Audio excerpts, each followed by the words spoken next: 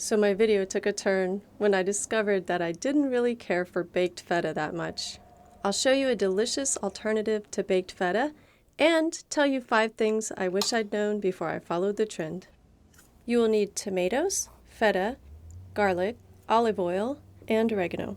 My first recommendation is to use less feta. I love feta, but it's very pungent. So I would use half a block of feta and 2 pints of cherry tomatoes. Feta dries out as it bakes, so make sure you're using at least half a cup of olive oil, along with some pasta water if you're adding it to pasta.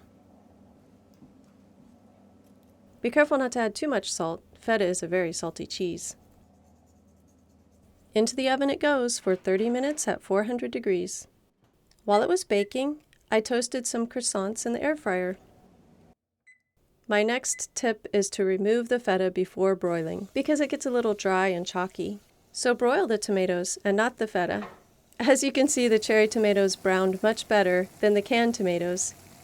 It's hard to beat that sweet, intense, concentrated tomato flavor that comes from broiling and roasting cherry or grape tomatoes. If you can't afford cherry tomatoes, the can works okay. Just drain them well and spread them out on a sheet pan. Also sprinkle a little bit of sugar on them to make them taste more like cherry tomatoes. Before tomato season starts, cherry tomatoes can cost up to $5 a pint. So you can save $3.80 per pint of cherry tomatoes. I saw a lot of people using the feta bake as a dip for bread, but I would go pretty light-handed if you put it on a sandwich. I put a little bit too much, and it was kind of overwhelming. Another tip, don't bake the feta at all.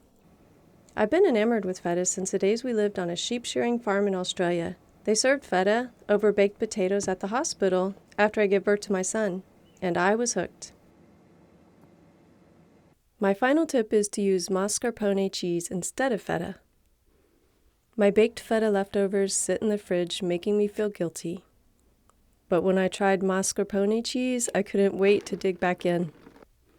Broil 1 pint of cherry tomatoes on a sheet pan with 8 ounces of mascarpone cheese. Season with garlic powder, oregano, and some salt. Bake at 400 degrees for 30 minutes, then broil for 3 minutes longer. The mild mascarpone cheese complements the tangy roasted tomatoes.